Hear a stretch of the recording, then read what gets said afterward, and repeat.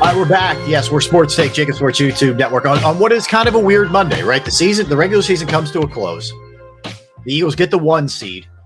They set a franchise record for wins, and you would think normally if that was the circumstance, people would just be through the roof. Just, 2 weeks, can't wait till they play. But there's a little fear, little trepidation, for sure. And Gunner, you're muted. Don't use the word fear. Don't do it. There is trepidation. Okay. You start using the word fear, people accuse you of being scared. Rob. I know.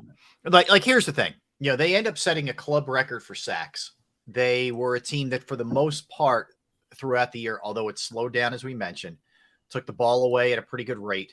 They were a team that, in a lot of ways, if you look at it in terms of points allowed and those kind of things, it reflects a really good defense. But we know that there have been struggles against really good quarterbacks. There have been struggles when the Eagles are in a zone. Some run defense concerns, although, it was a big concern, then it wasn't. Now it's kind of crept back a little bit. There's just a lot of different ways that you can look at it. And I think you go into a playoff setting with a team who could get after the quarterback with good defensive backs, you should be okay. Like, you should be fine. But there are things that have you a little bit worried right now, I think, about this team. And I think it's fair, and some stuff is just bad luck. Like, I'll give you an example. Yesterday, Hassan Reddick maybe could have had 3 sacks. Like, I don't know how Davis Webb wiggled out of a couple of those, honestly. Absolutely. You're right. So some of it is just, inches and just weird stuff happens. But there are other things like Brightwell shouldn't be able to rip off some of the runs that he was ripping off, and Lawrence Cager, who I know we were all so familiar with coming into this game. I'm looking up and down the roster. Who? Yeah, 8 catches, 69 yards. Like, that stuff's got to be cleaned up because your ones are out there. It's not like your 3s are out there. It's your ones. But Rob, that's the nature of the beast. We analyze, and I mean media across the board. We analyze, give in depth, insight, but there's always the unseen elements that we can't account for, And when you're talking about a game of inches and in centimeters, you look at some of the passes that are completed, the difference between a fraction of a second of a DB getting there and him not getting there. A second effort or lack thereof of a running back, one more push, he would have got that additional first down yardage, but didn't. It's the nature of the beast, man, and it's going to happen. And you hope 9 times out of 10, those little things weigh in your favor, but we don't know. You just don't, and I cannot emphasize this enough. After watching this entire season, I don't know what the heck to expect moving forward, to be honest with you.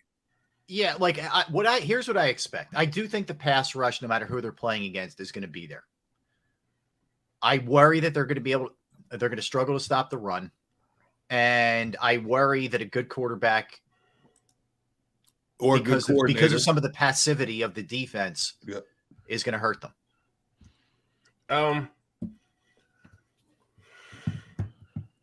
I don't. Okay. I don't, because we're just getting the band back together. What you saw there, yes, we were going against second teams, but we won the game. You're going to have instances where we probably dropped 5 picks yesterday. 5 at the very least. You look at Slay. Slay dropped 2 by himself. Right. Bradbury dropped 1. Epps dropped 1. Epps dropped 1. And what's his name? The linebacker, 57. TJ Edwards. TJ Edwards dropped 1. That's 5 interceptions. Just like you said, we could have had 5 or 6 sacks that just didn't happen. We got the guy that's grasp and he throws it out of bounds. That's a good job by him. Mm-hmm. Things just, come on now. Kenny Galladay has done nothing the entire season.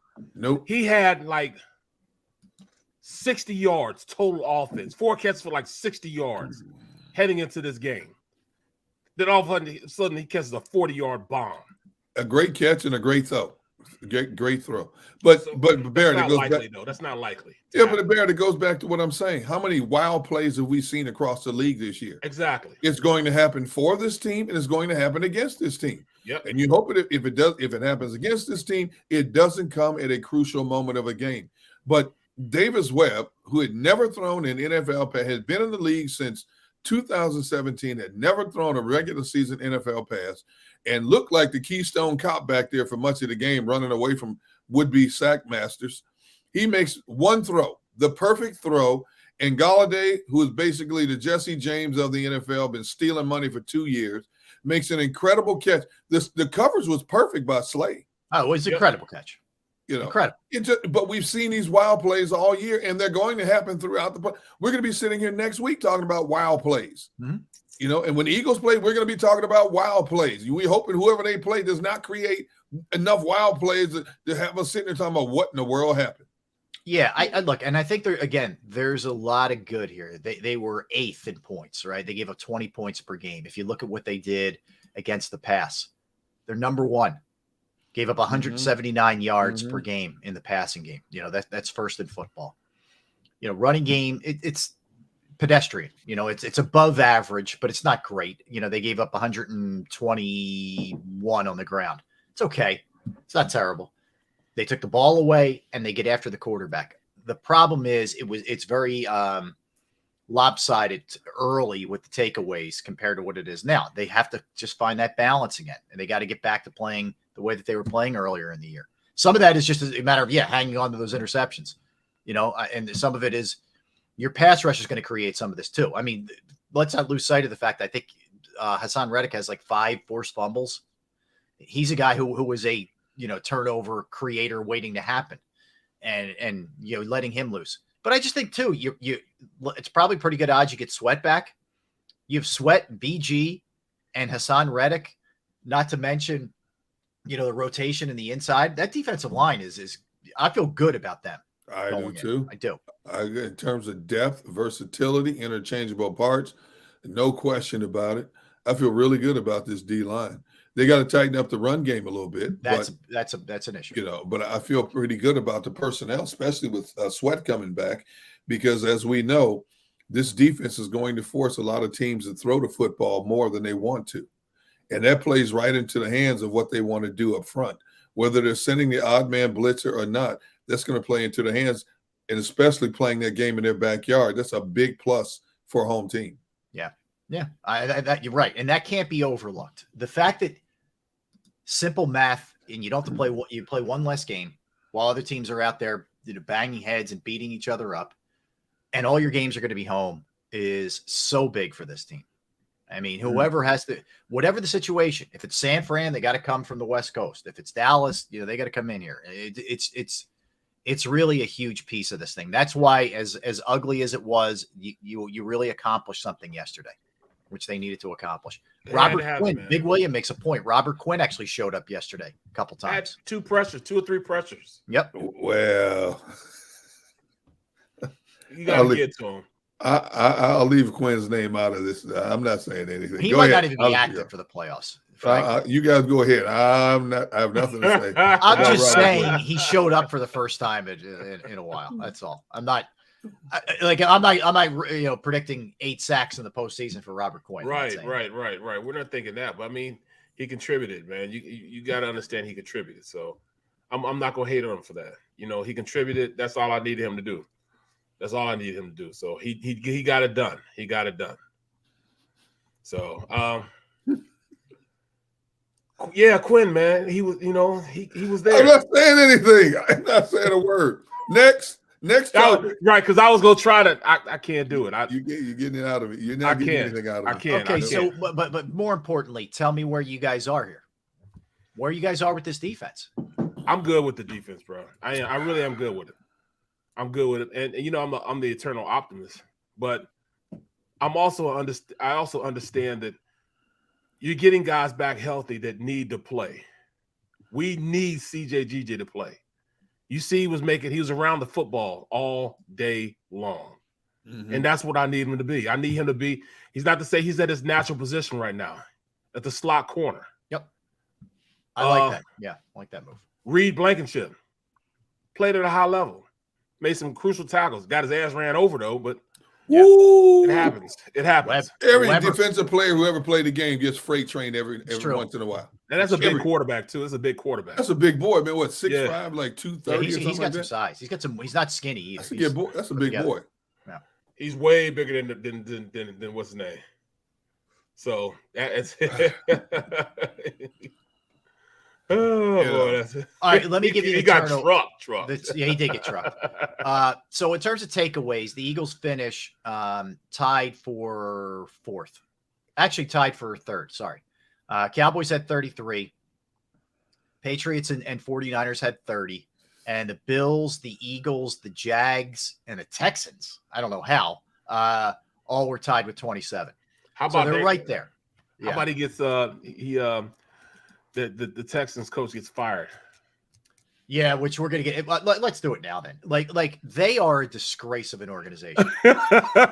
So last year, David Culley gets the gig and is a sacrificial lamb because everybody knew they had no prayer. They elevate Lovey from the defensive coordinator position, and again, you knew going in they were going to be bad. It was like a punt kind of year. And then they fire him after. I for the life of me, what did you expect Culley and or Lovey to do differently with a total dearth of talent on a roster? But here's what was great. Want to hear what was great? Lovey knew it was coming, right? Lovey's no dummy. Right. Lovey went balls to the wall in the game. Yep. He did. And goes 2-point conversion, which they get, which cost them the first pick. They end up getting the second overall pick. That was a bleep you to McNair and the ownership. And I love it, by the way. Love it. Took him out of the first pick. Mm-hmm. Good thing. But the Bears aren't taking a quarterback anyway. That's what I'm saying. The good thing the Bears aren't taking a quarterback. Yeah. Right. I get it. But if you could do anything to screw them out the door, not only that, he's going to get paid for a couple of years, which is great too. Yep. That's the fourth coach they've had in 4 years. Yeah. Who in their right mind with any credibility would want that job? Gannon. Who? Gannon. Steichen? Maybe. I mean, look, at some point, though, you realize maybe it's not all these guys you're running out of here. It's you. Right. If you have a mirror somewhere near you. No. How do you, and the thing I didn't like was I saw people on social media this morning saying, it's racist by the Houston Texans. You fired 2 black head coaches after 1 year. And then somebody countered with a good point. Was it racist that Denver fired Nathaniel Hackett in less than a year? Okay. I mean, I hear you. People want to pop that racist card. They're just a bad run organization. And I think the GM has stepped away again for an indefinite period of time. He's out. They have come to a mutual parting of the ways. Okay. I so he's out. Are you talking about in Arizona? Or are you talking about? I'm sorry. That's the Arizona GM. But yeah, Houston's guy is still there. Nick Cassero, he's still there. But Keim in Arizona has stepped away, and they fired Kingsbury. By the way, extended both guys in the offseason. Right. Yeah, exactly. How stupid talking about can you be? Some bad run. Appreciate the Eagles, man, because there's some really bad run organizations. Houston is going to have to find if I'm a guy who's potentially taking over this Houston team, I want to guarantee now that you're going to give me at least 3 years. You are a team devoid of talent. You have a decent running back. You have decent personnel on defense, but you have nothing else. I'm not coming in here one and done. You've done that to 2 predecessors. And oh, by the way, 2 predecessors who were highly respected, David Culley and Lovie Smith across the National Football League. I want to guarantee that you're giving me 3 years to help turn this thing around. Minimum 3 years. That's what the average coach gets now in the NFL, 3 years. If not, I want nothing to do with your organization. I don't care how much you offer me. Yeah, I don't care how much you offer me money-wise. No, I'm not coming here one and done, especially if I have a family. I'm not moving my family here just for 1 year. Now, unless you can put in writing, you are guaranteed a job for 3 years. And if I don't do the job after 3 years, so be it. I'll be happy to walk away because I didn't do what I came down here to do. But if you can't give me 3 years to help turn this thing around, then I want nothing to do with this organization. Now, you say Steichen and Gannon would take that job. I agree, but if I'm them, Houston is last on my list of potential teams if I have multiple teams that are interested in me, Houston's last on my list. If the organizations I think I could get decide to go in another direction, then I look at Houston because I wanted on my resume I was a head coach in the National Football League. Okay. But if you can't give me that guarantee and that commitment for 3 years, why should I commit my life to you if I'm going to drag my family from Philadelphia or wherever down here? There's no way I'm taking your job. No, I So agree. you're just gonna take a 3-year deal, or are you taking a 5-year deal, but you got to give me 3? No, Well, it's years, but it's also like, what's the plan? Right. Yeah, exactly. What's going to be different from the last two guys that you ran out of here, in 2 seconds? Now the quarterback crop is supposed to be much better than it was last year. It's also loaded in tight ends as well. So you might get a good tight end in the second round. So here we are, a team that's in a position to get a quarterback, tight end, and whatever else we need in the future in this draft. We all know it takes 2 to 3 years for a quarterback to develop in this league, i.e. Josh Allen, Jalen Hurts, so on and so forth.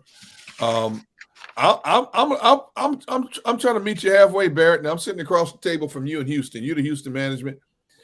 I would like a 5-year, but just give me 3 guaranteed. I don't even want the 5-year. Give me a 3-year guaranteed contract. That's all I ask. And then we sit down after 3 years and discuss where we are. If you don't want me here, I'm out.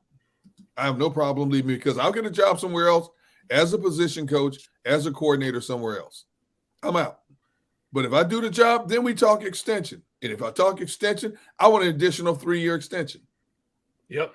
Not a 1, not a 2. I want a 3-year extension to see this thing through. I hear you. And I think I'd be real leery unless I was just, hey, trying to get my first gig or whatever, I'd be real leery of getting anywhere near that place. That's just me. Yeah. But anyway, gonna be interesting. I like the city of Houston. I've been there a number of times. I like Houston as a city. Yeah. A little hot in the summer, but has great everything else. But you can't do it for 1 year. You're not gonna one and done me. Yeah.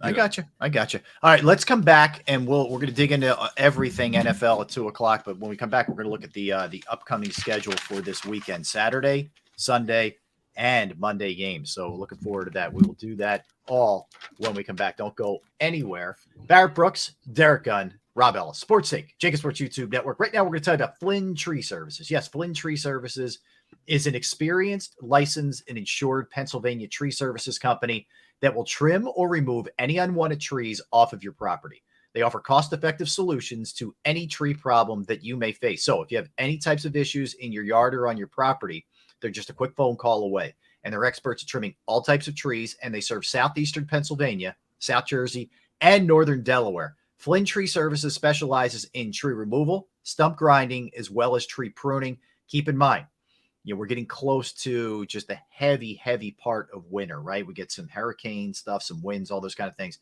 It's a great time to get your trees evaluated before you have a bigger problem on your hands. Go to their Facebook or Instagram page for more information or a sampling of their work. Give Flynn Tree Services a call at 610-850-2848, 610-850-2848, or online at flynntreeservices.com. That's flynntreeservices.com.